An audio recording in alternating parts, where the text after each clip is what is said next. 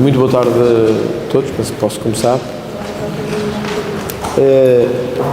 Queria começar por me referir à intervenção que há pouco ouvimos e que o país ouviu, do secretário-geral do Partido Socialista, Pedro Nuno Santos, ausente ontem da tomada de posse do Governo, para deixar claro o seguinte: eu compreendo que Pedro Nuno Santos queira agora sacudir a água do capote, e compreendo isso perfeitamente. Na eleição para o Presidente da Assembleia da República, o PSD, a AD, escolheram um interlocutor. Esse interlocutor foi o Partido Socialista. Na entrevista que deu antes da tomada de posse, o secretário-geral do PSD, o Dr. Hugo Soares, escolheu também um interlocutor. Disse que dialogaremos especialmente com o Partido Socialista. Ontem, Luís Montenegro, na tomada de posse, no discurso que fez, que eu saudei como um discurso mobilizador, deixou claro que o compromisso que queria era com o Partido Socialista, que apelava ao compromisso do Partido Socialista para não ser uma força de bloqueio, mas sim uma força de oposição democrática.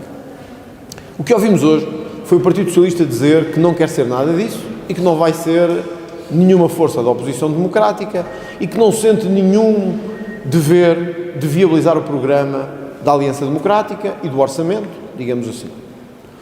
Há duas notas que é preciso dizer sobre isto. A primeira é apelar à AD, dado o contexto político que parece absolutamente improvável para os próximos anos, que avance com o orçamento retificativo. Porque aparentemente também, e sublinho aparentemente, há um consenso em algumas matérias. Quais são? O combate à corrupção, a recuperação do tempo de serviço dos docentes no âmbito da educação, a valorização das carreiras na administração pública como um passo fundamental e urgente, nomeadamente a nível dos vários auxiliares, assistentes operacionais e técnicos nas várias carreiras da administração pública, que têm vindo a perder rendimentos ao longo dos últimos anos. A questão dos polícias, que nós apelamos à Aliança Democrática, que viabilize já este projeto, que vamos obrigar o Parlamento, digamos assim, a discutir numa primeira fase de forma imediata. E também a descida dos impostos, como uma reformulação, ontem, aliás, assumida por Luís Montenegro, quer no IRC, quer no IRS, de redução fiscal. Há aqui um consenso que nos parece ser possível de fazer, de concretizar já num orçamento retificativo. E este é um ponto que eu queria instar o Governo a avançar rapidamente para evitar que medidas tão importantes como estas fiquem pelo caminho nesta legislatura. Segundo, o Chega sente-se absolutamente desobrigado de viabilizar quaisquer medidas de viabilização orçamental ou de viabilização política a prazo, uma vez que Luís Montenegro voltou a referir, legitimamente, que não é não. E, portanto, que optou por dialogar com o Partido Socialista. Hoje o que ouvimos é o Partido Socialista a dizer que também não quer dialogar com a AD grandemente e que, portanto, também se desresponsabiliza de qualquer viabilização orçamental ou a prazo. E, portanto, o que temos aqui é uma enorme confusão sobre estratégia, amadorismo e interlocutores. Amadorismo da AD, que pensou que podia contar com o PS para poder viabilizar passos mais à frente. Amadorismo de Montenegro, que acha que, inspirado em Cavaco Silva, pode repetir o cenário de 85 ou de 83. Passaram mais de 30 anos. O país mudou. Este não é o país dos anos 80. E cabia ao líder da coligação criar uma maioria, como aliás noutros países europeus tem sido prática, para a investidura parlamentar. Isso não aconteceu. E o PSD, a AD, optaram por não criar uma maioria parlamentar, propositadamente, e levar uma minoria avante. Aparentemente, pelo que ouvi de Pedro Nuno Santos esta tarde, também optaram por não dialogar com o PS. E, portanto, também optaram por não pedir a viabilização por parte do Partido Socialista. Isto cria um cenário à política portuguesa absolutamente inacreditável. De um governo que sabe que tem uma minoria, ao contrário do que pediu o Presidente da República, não construiu nenhuma maioria e insiste em não construir nenhuma maioria. O Chega sente-se absolutamente desobrigado de viabilizar qualquer instrumento do governo da AD. Por uma razão. Porque durante semanas, está quase a fazer um mês das eleições, o Chega disse que estava disponível para um acordo sustentável de governo a 4 anos. Legitimamente, repito, legitimamente, o governo de Luís Montenegro disse: não queremos. Vamos dialogar especialmente com o Partido Socialista. Muito bem. Hoje ouvimos o Partido Socialista dizer que não quer dialogar especialmente com a AD. E, portanto, nós temos um pântano absoluto à nossa frente. Absolutamente.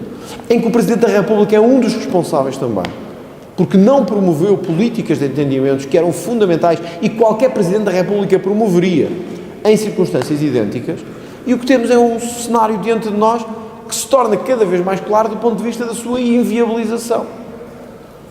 Chegados aqui, o que podemos garantir e o que podemos comprometer?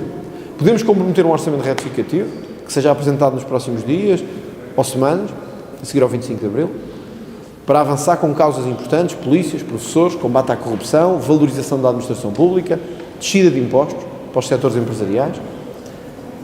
O Chega não se comprometerá com o orçamento do Estado, porque essa é a grande macro-política do Governo que insistiu em não ter nenhum acordo com o Chega. E, portanto, nós arriscamos a ter o Governo mais curto, ou um dos mais curtos da história da nossa democracia.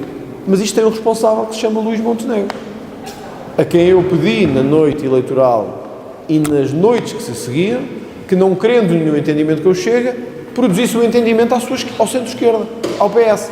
Durante dias nós ouvimos vários responsáveis da AD dizer que promoveriam esse diálogo com o PS. E hoje ouvimos o PS, para além de nem marcar presença na tomada de posse, dizer que não se compromete com nenhuma viabilização. E, portanto, como é que queremos mais investimento no país?